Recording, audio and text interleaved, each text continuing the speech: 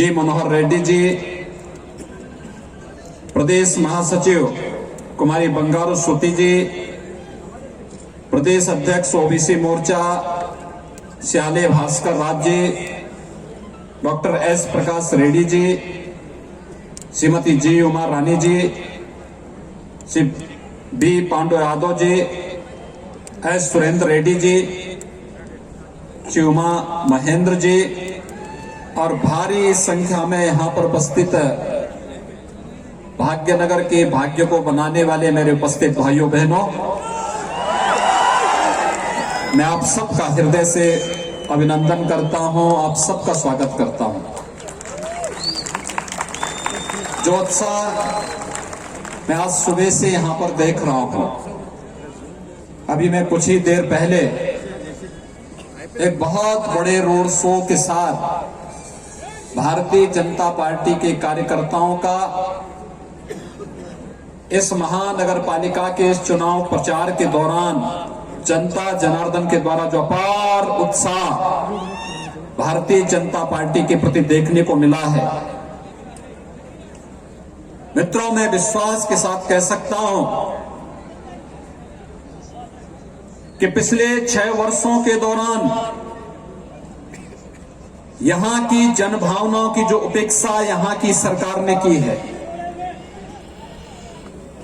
यहां के विकास को बाधित किया है, यहां भ्रष्टाचार को बढ़ावा दिया है, अराजकता को बढ़ावा दिया है, फैमिली एंड फ्रेंड की सरकार जो अराजकता का कारण बनी है, अभी अधिक दिनों तक यह हैदराबाद महानगर पालिका का यह चुनाव इसका जवाब देने जा रहा है। और भारतीय जनता पार्टी शुचिता, पारदर्शिता और विकास की बुनियादी सुविधाओं के साथ आज इस चुनाव में आपके सामने आई है। सचमुच यह निजामशाही की अंतिम विदाई की तैयारी यहां से प्रारंभ होती है और इसके लिए मैं आप सबका अभिनंदन करता हूं। भाइयों बहनों, आपने पिछले 6 वर्षों के दौरान प्रधानमंत्री मोदी जी के नेतृत्व में भारत की सरकार की कार्य पद्धति को देखा है। पिछले 9 महीनों से पूरा देश कोरोना से जूझ रहा है और पूरी दुनिया के अंदर प्रधानमंत्री मोदी जी के नेतृत्व में कोरोना मैनेजमेंट के लिए जितना बेहतरीन कार्य हुआ, दुनिया ने उसको सराहा है, WHO ने उसकी सराहना की है। चाहे वहां उस दौरान गरीबों को फ्री में राशन देने का कार्य रहा हो, आत्मनिर्भर भारत के अंतर्गत नौजवानों के लिए रोजगार का कार्य रहा हो, जनधन अकाउंटधारी महिलाओं के खातों में पैसा देने का कार्य हो, या प्रधानमंत्री किसान सम्मान निधि का पैसा डीबीटी के माध्यम से देश के 12 करोड़ किसानों के अकाउंट में देने का हो, ईमानदारी के साथ सबका साथ, सबका विकास और सबके विश्वास पर केंद्र की मोदी सरकार खरी उतरी है। भाइयों बहनों, अगर 12 करोड़ किसानों के खाते में डीबीटी के माध्यम से पैसा जा सकता है, तो अभी हैदराबाद में बाढ़ आई थी, बाढ़ का ये पैसा केसीआर की सरकार डीबीटी के माध्यम से यहां के किसानों के खातों में, यहां के नागरिकों के पीड़ितों के खातों में देने में क्यों विफल हुई? कहीं ना कहीं यहां की सरकार की नियत साफ नहीं थी और इसीलिए उसने वहां पे व्यापक भ्रष्टाचार कार्य किया। मैं उत्तर प्रदेश से हूं, पिछले 3.5 वर्षों से प्रदेश में मुझे मुख्यमंत्री भारतीय जनता पार्टी ने बनाया, प्रधानमंत्री मोदी जी ने बनाया। भाइयों बहनों, 3.5 वर्ष में हम लोगों ने प्रदेश के अंदर 35 लाख गरीबों को प्रधानमंत्री आवास उपलब्ध करवाए हैं।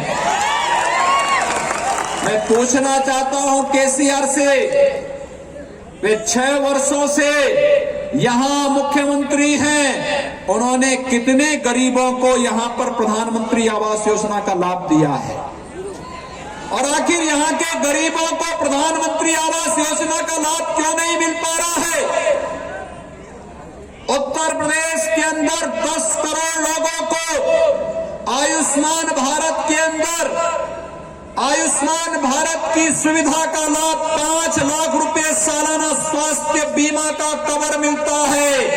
आखिर तेलंगाना में इस सुविधा का लाभ यहां की सरकार क्यों नहीं दिला रही है, जबकि मोदी जी ने तो पूरे देश के अंदर योजना को लागू किया है। इसका मतलब यहां की सरकार का गरीबों को चिंता नहीं,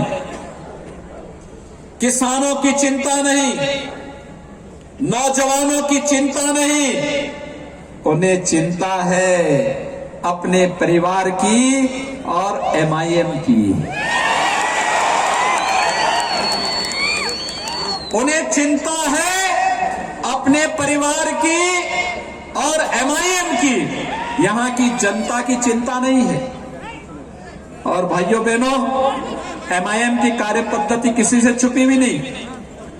भूपेंद्र जी बिहार के चुनाव के प्रभारी थे भारतीय जनता पार्टी के, और बहुत भारी विजय प्रधानमंत्री मोदी जी के नेतृत्व में भारतीय जनता पार्टी ने बिहार के अंदर अपने गठबंधन के साथ फिर से सरकार बनाई है।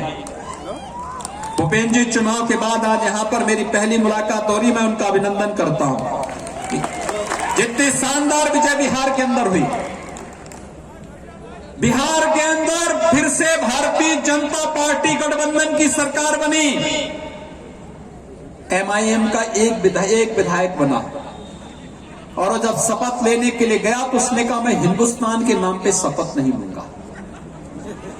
भाइयों बहनों, हिंदुस्तान में रहोगे, हिंदुस्तान का खाओगे, लेकिन हिंदुस्तान का गाओगे नहीं। ये कब तक चलेगा? कब तक हम चलने देंगे इस कार्य को? भाइयों बहनों, हमें सोचना होगा। भारत के अंदर कोई रहेगा तो भारत के संविधान के अनुसार उसको चलना भी पड़ेगा और भारत के मानवाधिकारों का सम्मान भी करना पड़ेगा। 1946 से लेकर 1948 के बीच में आपके पूर्वजों का जो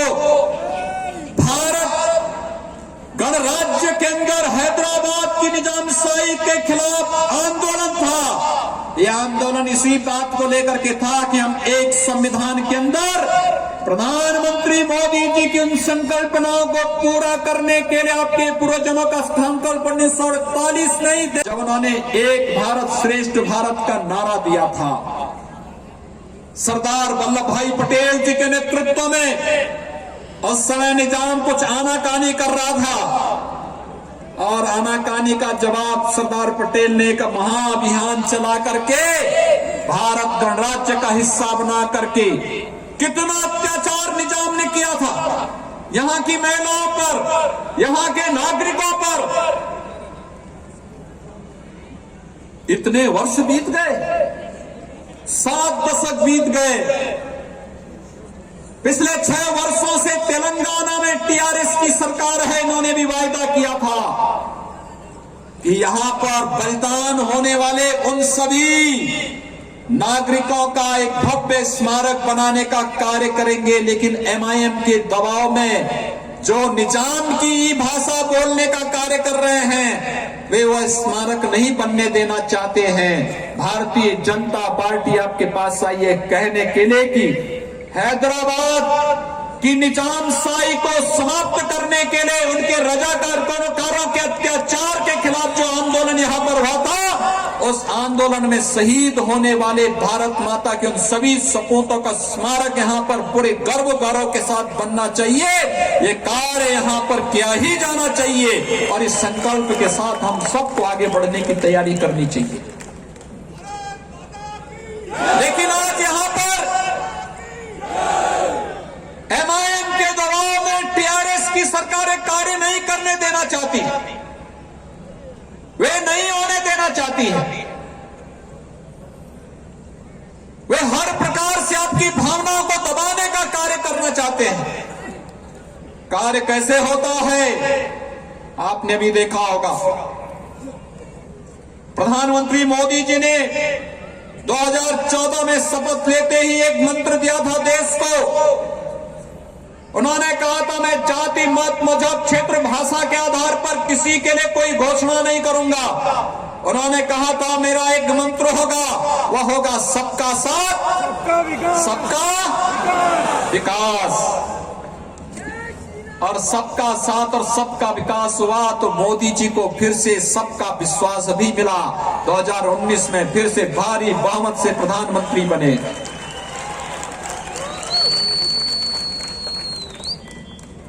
पहले 5 साल गरीबों के कल्याण के लिए, अगले 5 साल राष्ट्र के उत्थान के लिए। आज पाकिस्तान भी तेरी नजरों से भारत को देख नहीं सकता।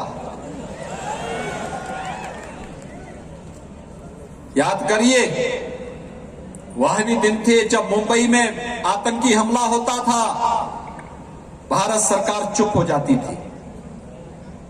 और आज पुलवामा में थोड़ा दुस्साहस किया, पाकिस्तान के अंदर घुस करके सर्जिकल स्ट्राइक करने का कार्य भी प्रधानमंत्री मोदी जी ने किया। एक समय था जब कश्मीर में बिना परमिट के नहीं जा सकते थे। आज अगर हैदराबाद का नौजवान भी चाहेगा तो श्रीनगर के अंदर मकान और जमीन खरीद करके रह सकता है। यह अधिकार किसी ने दिलाया है?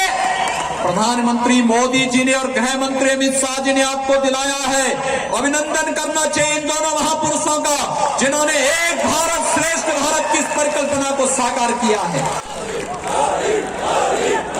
भाइयों बहनों, यह है एक भारत श्रेष्ठ भारत की परिकल्पना। मोदी जी के लिए पूरा भारत एक है, पूरा भारत उनका परिवार है। और केसीआर के लिए अपना परिवार ही तेलंगाना हो गया है। यही अंतर है। एमआईएम के लिए तो 2 भाई के अलावा तीसरा कोई है ही नहीं, और किसी के बारे में सोच ही नहीं सकते, हमेशा उल्टा ही बोलेंगे। भाइयों बहनों, ट्रिपल तलाक की कुप्रथा को मोदी जी ने समाप्त कर दिया हमेशा के लिए। 3 तलाक के नाम पर आधी आबादी पर अब कोई अत्याचार नहीं कर पाएगा, और करेगा तो जेलें उसका इंतजार करेंगे। और मैं सचमुच जब 5 अगस्त को प्रधानमंत्री मोदी जी ने अयोध्या में राम मंदिर के कार्य का शुभारंभ किया, मेरी हार्दिक इच्छा थी कि यहां से भी आप लोगों को भी आमंत्रित कराऊं, लेकिन कोविड-19 के प्रोटोकॉल को ध्यान में रखना था। भाइयों बहनों, कोविड-19 के प्रोटोकॉल को ध्यान में रख करके कार्य भगवान राम के भव्य मंदिर के निर्माण कार्य को आगे बढ़ा दिया गया। 492 वर्ष के इतिहास में जो कार्य कभी नहीं हो पाया, आज मोदी जी के नेतृत्व में अयोध्या में भगवान राम के भव्य मंदिर के निर्माण का कार्य आगे बढ़ चुका है। आने वाले 3-4 वर्षों में जब भगवान राम का भव्य मंदिर का निर्माण होगा, आप में से एक एक व्यक्ति अयोध्या में सादर आमंत्रित होगा भगवान राम के रामलला के दर्शन करने के लिए। यह आनंद आप सबको प्राप्त होगा। यह है राष्ट्र गौरव, यह है आत्म गौरव का भाव। और राम मंदिर बनने का मतलब राम राज्य की उस अवधारणा को जो सबका साथ, सबके विकास के साथ हम सबको आगे बढ़ने की प्रेरणा देता है।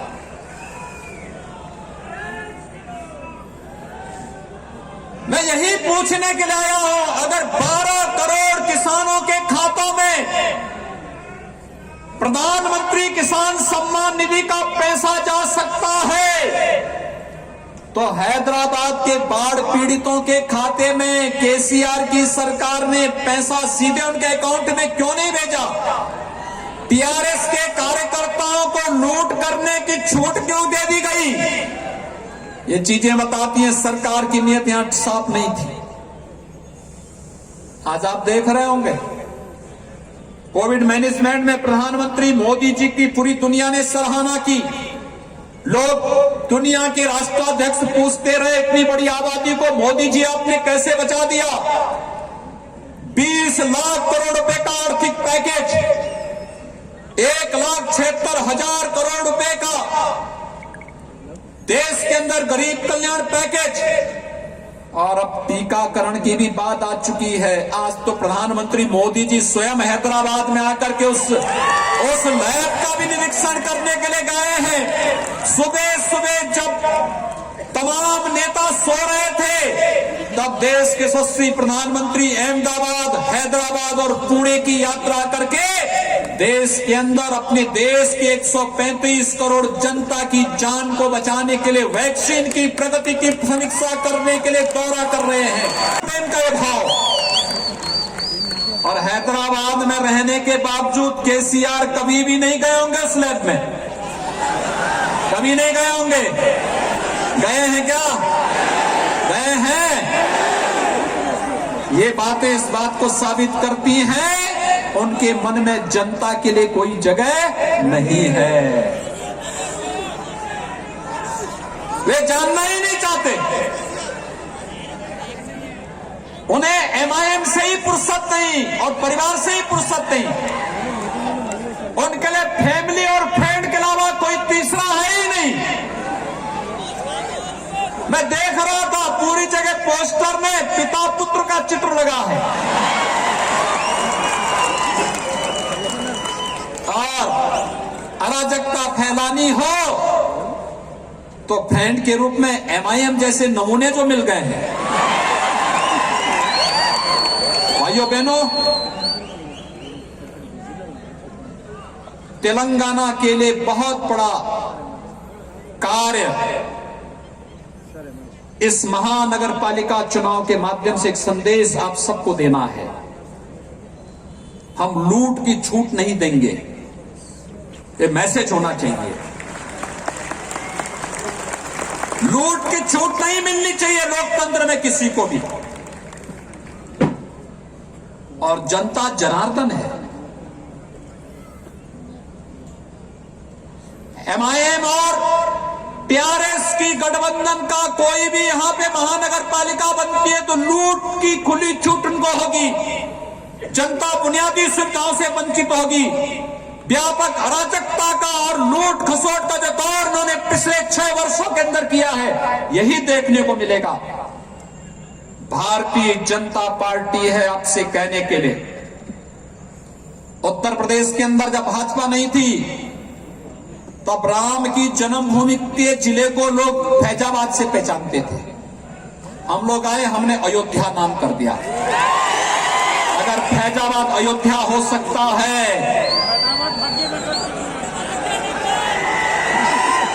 भाइयों बहनों, अगर इलाहाबाद प्रयागराज हो सकता है तो हैदराबाद भी भाग्यनगर फिर से बन सकता है।